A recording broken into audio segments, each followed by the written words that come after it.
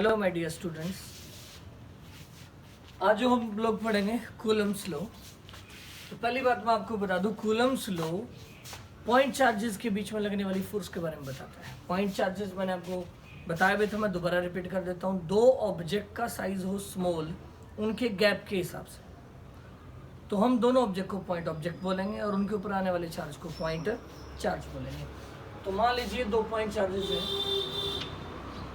Q1 और Q2।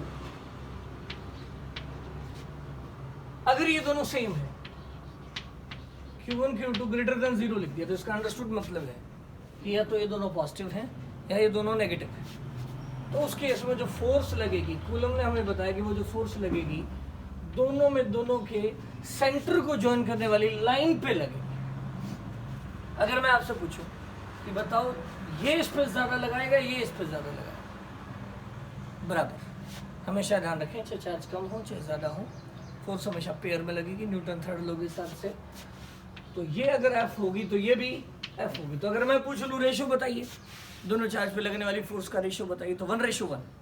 ठीक है, तो कूलम ने इसी फोर्स को बताया, इसको भी बताया और इसको भी बताया, तो क्योंकि दोनों का फार्मूला क्या है, सेम है। तो अगर ये दोनों Q1 और Q2 कैसे हो, अपोजिट हो, तो मैं उसे ऐसे लिख दूँ, Q1 Q2 less than 0। Less than 0 का मतलब अगर ये प्लस है तो ये माइनस है, ये माइनस है तो ये प्लस है। तो दोनों के ऊपर जो फोर्स लगती है एक दूसरे की तरफ लगती है। तो ये अगर F है तो ये भी F है। तो कूलम्स ने हमें बताया कि जो चाहे वो फोर्स ऑफ अट्रैक्शन हो चाहे वो फोर्स ऑफ रिपल्शन हो, वो डायरेक्टली होगी दोनों चार्जेस के मैग्नीट्यूड के प्रोडक्ट के, और इनवर्सली होगी दोनों चार्जेस के बीच के गैप के स्क्वायर के। ये एक्सपेरिमेंटल लॉ है, तो उसमें ज़्यादा टाइम वेस्ट करने की ज़रूरत नहीं है कि आप बार बार इसको लर्न करें, मतलब ये समझे कि ये क्यों हुआ। एक्सपेरिमेंटली वेरीफाई किया है। प्रोपोर्शनलिटी का साइन हटाएं तो कांस्टेंट आएगा, लेकिन वो जो कांस्टेंट आता है वो मीडियम डिपेंडेंट है, और उस कांस्टेंट की वैल्यू 1/4 पाई एप्सिलॉन नॉट है। आपको कि सर ये 1/4 पाई एप्सिलॉन नॉट क्या है? 4 भी नंबर है, पाई भी नंबर है, एप्सिलॉन नॉट भी नंबर है। और आपको किसी फिर नंबर ही था तो सर सीधा ही नंबर लिख देते, 2 नंबर क्यों बनाए? आगे चलकर बार बार हमें फोर्स को 4πr² से मल्टीप्लाई करने की जरूरत पड़ेगी, तो 4 पाई से 4 पाई कट जाया करेगा और इजी कैलकुलेशन हो जाया करेगी। तो ये जो वैल्यू है 1/4 पाई एप्सिलॉन नॉट, एक्चुअल में कितनी वैल्यू है? 9 × 10⁹ है। वैक्यूम के लिए आई 4 पाई और एप्सिलॉन नॉट ऐसे नंबर है जिनको 1 से डिवाइड करेंगे तो इतनी वैल्यू आ जाएगी। लिखने को तो हम इसको सिर्फ इतना भी लिख सकते थे, लेकिन ऐसा इसलिए लिखा है, आगे चलकर हमें बार बार 4πr² से मल्टीप्लाई करने की जरूरत पड़ेगी, तो कैलकुलेशन आसान हो जाएगी। यूनिट की बात करो तो newton meter square, newton into meter square divided by coulomb square. ये जो वैल्यू है वो ओनली फॉर वैक्यूम आई, तो आप समझ गए होंगे। अकॉर्डिंग टू कूलम्स लॉ, मैं स्टेटमेंट बोलूंगा एक बार फिर से। According to Coulomb's law, force of attraction और repulsion between 2 point charges is directly proportional to product of magnitude of charge and inversely proportional to square of distance between the charge and the force. एक बात और बतानी है, and the force always act along the line, and the force always act along the line joining the centre of charges. चाहे बाहर लगे चाहे अंदर लगे, लेकिन फोर्स लगेगी हमेशा दोनों चार्ज को ज्वाइन करने वाली लाइन के ऊपर। उम्मीद है बात समझ आ गई होगी। अब कुछ छोटे छोटे पॉइंट्स बेसिस पे हम प्रॉब्लम्स इसके ऊपर करते चलेंगे। एक खास बात, इम्पोर्टेंट पॉइंट, अगर इन दोनों चार्जेस के बीच में मीडियम भर दिया जाए तो क्या होगा?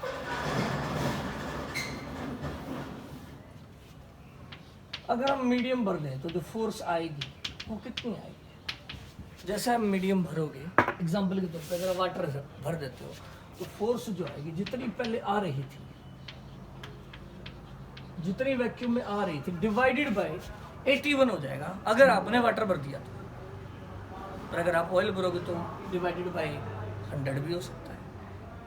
किसी और मटेरियल कोई और मीडियम भरोगे तो डिवाइडेड बाई 20, किसी में 30, किसी में 31, किसी में 30.5, किसी में क्या पता 1234 हो, किसी में 1900 हो, वेरी लार्ज भी हो सकता है, वेरी स्मॉल भी हो सकता है। तो समथिंग नंबर आएगा लेकिन, और वो नंबर हम लिखेंगे कैपिटल के, और उसे हम बोलेंगे dielectric constant of the medium, क्योंकि वो किसके साथ बदलता जाएगा, मीडियम के साथ बदलता जाएगा। उसे हम कई बार एक और वर्ड से भी डिनोट करते हैं, रिलेटिव परमेबिलिटी। रिलेटिव परमेबिलिटी ये क्या बताएंगे, अंडरस्टूड सी बात है, मीडियम की कंडक्टिंग प्रॉपर्टी के बारे में बताएगा डाइलेक्ट्रिक कांस्टेंट। जब मैं बोलूंगा डाइलेक्ट्रिक कांस्टेंट हाई है, या यूं बोलूं रिलेटिव परमेबिलिटी हाई है, तो उसका मतलब है कि उस मीडियम के अंदर चार्जेस के बीच में लगने वाली फोर्स कम है। क्लियर होगी बात सभी को। अगर वैक्यूम है तो वैक्यूम का K1 होगा, वैक्यूम यानी आप कह सकते हैं इंसुलेटर, परफेक्ट इंसुलेटर, तो K1 होगा। लेकिन जैसे जैसे K बढ़ता जाएगा 2, 3, 4, 5, तो वैसे वैसे मीडियम के अंदर जो फोर्स है वो रिड्यूस होती जाएगी और मीडियम में चार्ज का फ्लो होता जाएगा। हम कहेंगे मीडियम कंडक्टिंग होता जा रहा है, और जैसे ही K इनफाइनाइट हो जाएगा, वेरी लार्ज हो जाएगा, जैसे कि मेटल्स के लिए होता है, तो फोर्स तो मीडियम में हो जाएगी 0, और हम कहेंगे कि क्या हो गया है, इनफाइनाइट हो गया, रिलेटिव परमेबिलिटी भी इनफाइनाइट होगी। हाँ, मैथमेटिकल डेफिनेशन आप कई तरीकों से दे सकते हैं। कोई आपसे पूछे व्हाट इज डाइलेक्ट्रिक कांस्टेंट, आप ये मजाक की डेफिनेशन इस तरह से बना सकते हैं कि इधर ले गए वो इधर ले गए, तो K is the ratio force in vacuum and force in medium, ये इधर ले आए वो उधर ले आए। या फिर आप यूं कह सकते हैं K is the factor for a medium by which force in the medium is reduced as compare to vacuum. Medium के अंदर फोर्स वैक्यूम के कंपैरिजन में जोन सा हिस्सा हो जाती है, वही उस मीडियम का डाइलेक्ट्रिक कांस्टेंट या रिलेटिव परमेबिलिटी है। अब जरा आप ध्यान दें, तो मीडियम के अंदर अगर हम फोर्स को लिखना चाहेंगे, हाँ मैं एक बार फिर से रिपीट करूंगा, ग्रीन बोर्ड के ऊपर जितने भी क्लास होंगी वो बोर्ड लेवल की होंगी, उनके अंदर बेसिक्स पे फोकस किया जाएगा, हर कंसेप्ट को बारीकी से डिटेल में बताया जाएगा। वैक्यूम के अंदर फोर्स आपको बताइए 1/4πε0 Q1 Q2 divided by r²। बार बार मैं मोड नहीं लगाऊंगा, अंडरस्टूड है, ये वैल्यू है, डिवाइडेड बाय K। तो हम कह सकते हैं इस फोर्स को, मीडियम के अंदर जो फोर्स है उसे हम क्या लिख सकते हैं, 1/4πε0 K into Q1 Q2 divided by r²। Epsilon not into K को आप क्या क्या लिख सकते हैं, K का मैंने अभी अभी नाम बताया, रिलेटिव परमेबिलिटी भी कहते हैं, और एप्सिलॉन नॉट इंटू ER, इसको हम एप्सिलॉन भी लिख सकते हैं। तो ये नंबर, ये भी नंबर और ये भी नंबर, तो आप इन दोनों को मिलाकर यूं भी कह सकते हैं मीडियम के लिए कि जो मीडियम के अंदर फोर्स है वो कितनी है। मैं इस साइड लिखना चाहूँगा, आप यूं भी लिख सकते हैं कि जो मीडियम के अंदर फोर्स होती है वो होती है 1/4πε। एप्सिलॉन नॉट की जगह मैंने एप्सिलॉन कर दिया, into Q1 Q2 divided by r²। यहाँ मैं एक बात बताना चाहूँगा, एप्सिलॉन नॉट की वैल्यू हमें पता होती है, देखो यहाँ से 4 पता, पाई पता, तो एप्सिलॉन नॉट भी पता। तो एप्सिलॉन नॉट की वैल्यू आप याद भी रखें, 8.8 इंटू 10⁻⁻12, और यूनिट जो उल्टी हो जाएगी, 4 पाई नंबर है उसकी कोई यूनिट नहीं है, एप्सिलॉन नॉट की यूनिट वो होगी जो ये थी, इसका रिवर्स कर दो तो कूलम स्क्वायर पर न्यूटन मीटर स्क्वायर। उम्मीद है बात समझ आ गई होगी।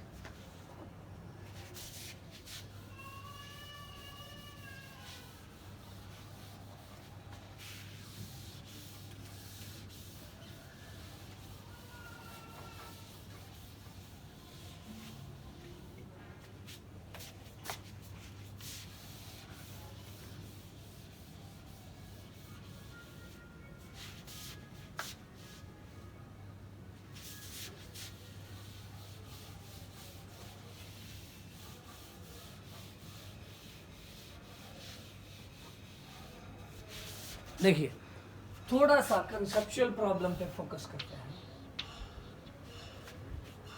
छोटे छोटे सवाल जो आपको आने चाहिए। अगर मैं आपसे कहूं कि दो चार्जेस के पेयर है, pair one. This question is very important for CBSE. Pair one 3 microcoulomb comma 6 microcoulomb and second pair है -2 माइक्रोकूलम कोमा 3 माइक्रोकूलम. इस चार्जेस के पेयर के बीच में लगने वाली फोर्स, अगर मैं इन दोनों चार्जेस के बीच में डिस्टेंस को बदलूंगा तो कंफर्म है फोर्स बदलेगी. अगर इन दोनों चार्जेस के बीच के डिस्टेंस को मैं बदलूंगा तो फोर्स बदलेगी. तो मेरा सवाल ये कि फोर्स का और 1/r² का ग्राफ बनाइए इस पेयर के लिए और इस पेयर. उम्मीद आप क्वेश्चन समझ गए होंगे. फोर्स का चार्ज फिक्स है, उनके बीच की डिस्टेंस को मैं बढ़ा रहा हूँ या घटा रहा हूँ, और तो आप फोर्स और 1/r² में ग्राफ बनाइए इस पेयर के लिए और इस पेयर के लिए. तो कैसे बनाएंगे? इस तरह के सवालों को करने का जनरल एक ही मेथड है. सबसे पहले आप फार्मूला लिखें. तो फार्मूला क्या होगा? F = 1/4πε0. उसे मैं स्मॉल के भी लिख सकता हूँ. 1/4πε0 को कैपिटल के नहीं स्मॉल के लिख सकते हैं. K ×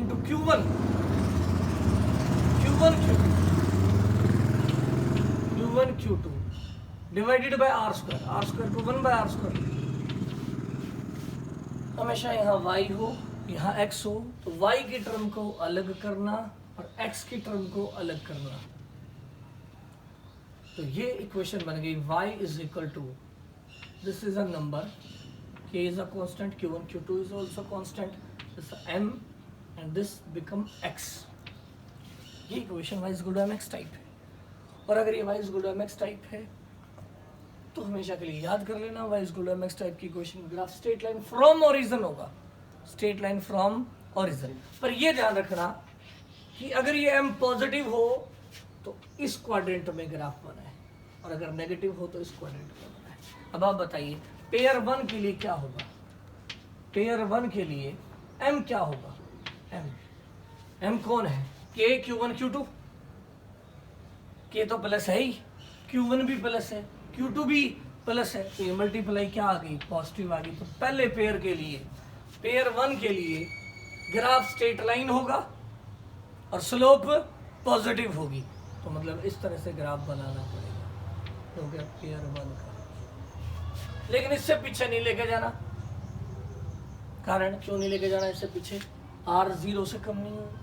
1/r² 0 हो जाएगा, उसके बाद नहीं होगा. नेगेटिव नहीं होगा r. दो चार्ज के बीच का जो गैप है वो या तो होगा या नहीं होगा. 0 नेगेटिव का तो कोई मतलब ही नहीं होगा. तो यहाँ से पीछे ग्राफ नहीं होगा. मैथमेटिकली आप यहाँ तक बढ़ाते अगर ये चीज़ नेगेटिव हो पाती तो. ठीक है, सुनिए अगली बात. P2 पेयर के लिए बताइए क्या है स्लोप का क्या सीन है? P2 पेयर के लिए स्लोप का क्या सीन है? P2 पेयर में K पॉजिटिव है, Q1 नेगेटिव है और Q2 पॉजिटिव है. तो ये प्रोडक्ट नेगेटिव है, तो मतलब स्लोप जो है वो नेगेटिव है. स्लोप नेगेटिव है तो इस क्वाड्रेंट में ग्राफ बनेगा. लेकिन थोड़ा ये भी ध्यान दें कि सर स्लोप हाई है कि लो है.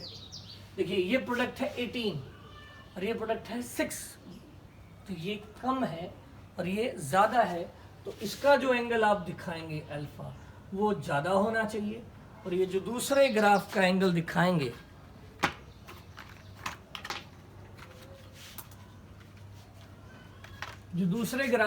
आप दिखाएंगे वो डेफिनेटली आपको कम दिखाना चाहिए.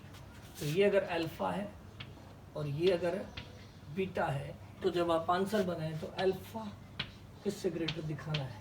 बीटा. उम्मीद आपको समझ आ गई होगी बात. लेकिन अगर यही क्वेश्चन f और r² में ग्राफ पूछता तो f और r², अब ये टर्म होती, अब ये दोनों उल्टे हो जाते हैं और ग्राफ की शेप आती हाइपरबोलिक. उम्मीद आपको समझ आ गई होगी बात.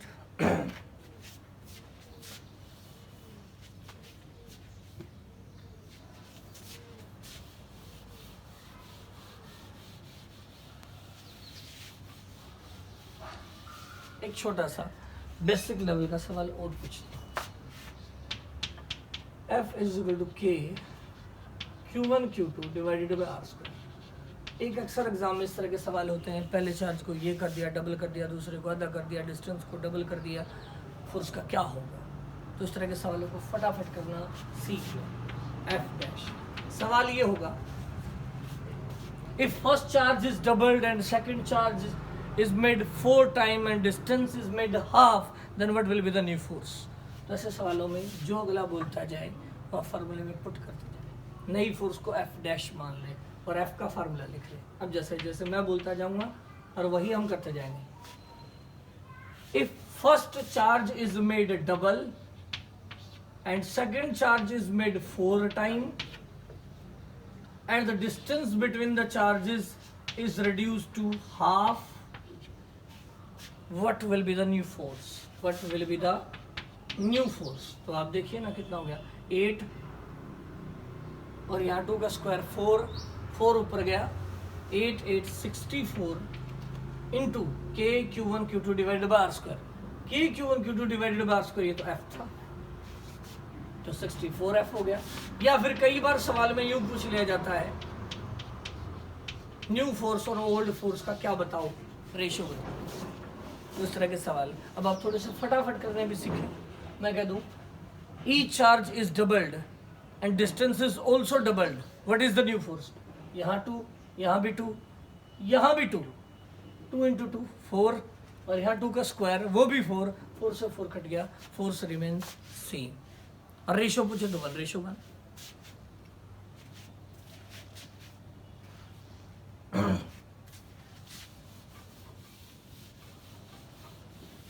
नेक्स्ट क्वेश्चन करते हैं,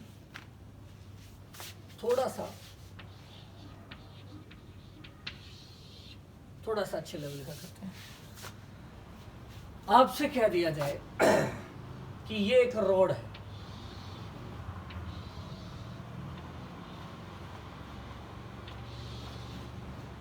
जिसकी लेंथ L है और इसके कॉर्नर से देखिए इस रोड ने इस क्यू चार्ज के ऊपर कितनी फोर्स लगाई ये हमें निकालनी है। इस रोड ने इस क्यू चार्ज के ऊपर कितनी फोर्स लगाई हमें ये निकालनी है। तो कैसे निकालेंगे, देखिए पहली बात हमें कूलम्ब्स लॉ लगाना है और कूलम्ब्स लॉ वैलिड है पॉइंट चार्जेस के लिए। तो हम एक काम करते हैं, इस रोड को छोटे छोटे चार्जेस से बना हुआ मान लेते हैं, D Q D Q D Q D Q charges. तो अब सवाल ये उठता है कि ये वाला डी क्यू तो नज़दीक हो गया, ये वाला डी क्यू दूर हो गया, ये वाला डी क्यू दूर हो गया, तो हम ना पहला डी क्यू लेंगे ना लास्ट, बीच में यहां इस चार्ज से x दूरी के ऊपर हम dx चौड़ाई में dq चार्ज मान लेंगे।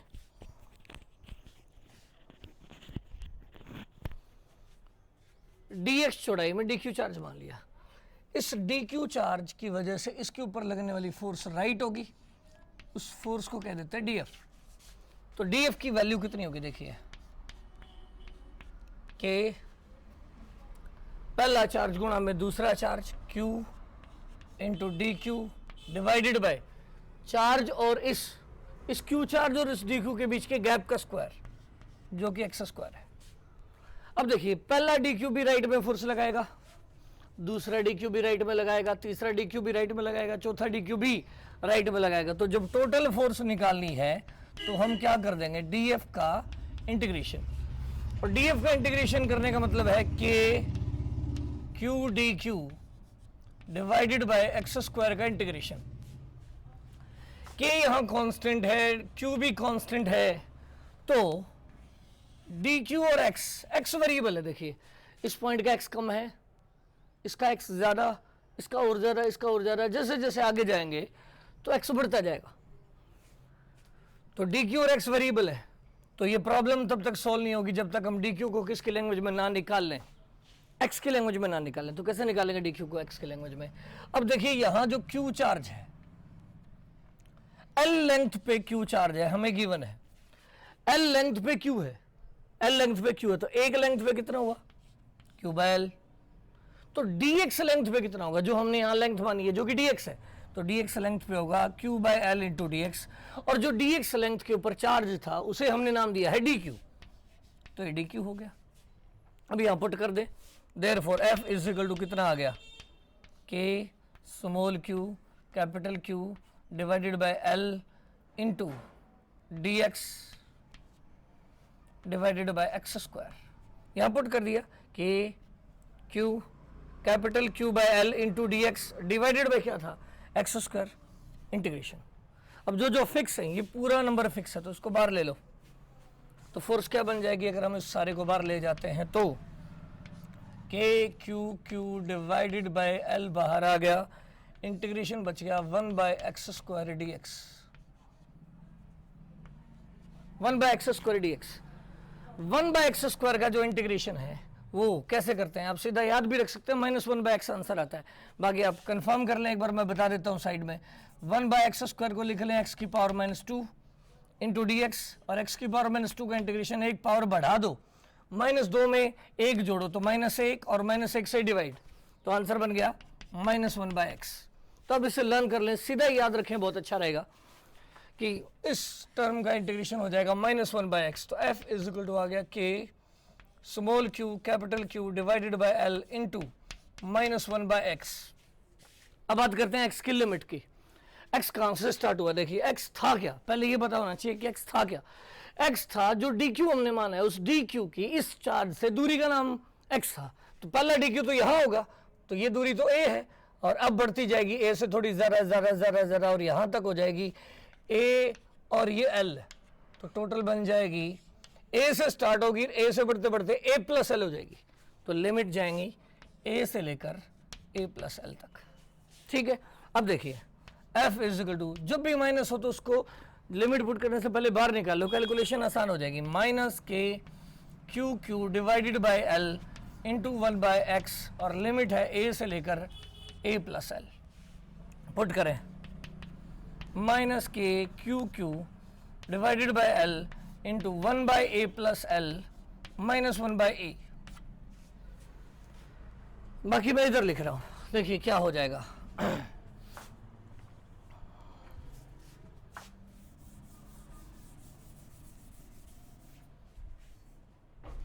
एफ इज इक्वल टू आ जाएगा माइनस के Q Q divided by L into LCM आ जाएगा A into A plus L,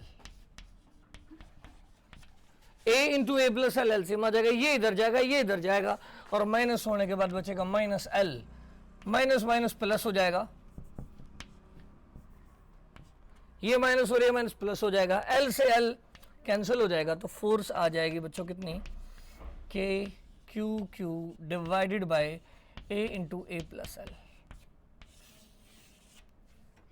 अब देखिए यहां से हम सीख सकते हैं, इस रिजल्ट को याद भी रख सकते हैं कि अगर एक रॉड और एक पॉइंट चार्ज के बीच में फोर्स लिखनी हो तो आप ऐसे लिख सकते हैं कि पहला चार्ज इंटू में दूसरा चार्ज डिवाइडेड बाय इस चार्ज की पहले कॉर्नर से दूरी और दूसरे कॉर्नर से दूरी ए और इंटू ए प्लस एल।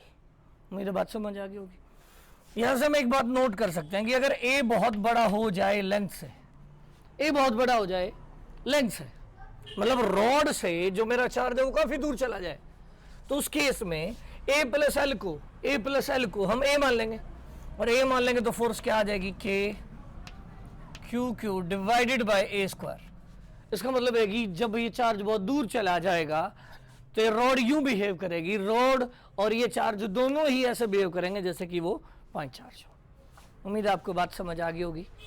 कल हम लोग कूलम्स लॉ के ऊपर कुछ और बेसिक प्रॉब्लम शुरू करेंगे, उसके लिए आप थोड़ा सा वेक्टर्स को एक बार रिवाइज कर लें।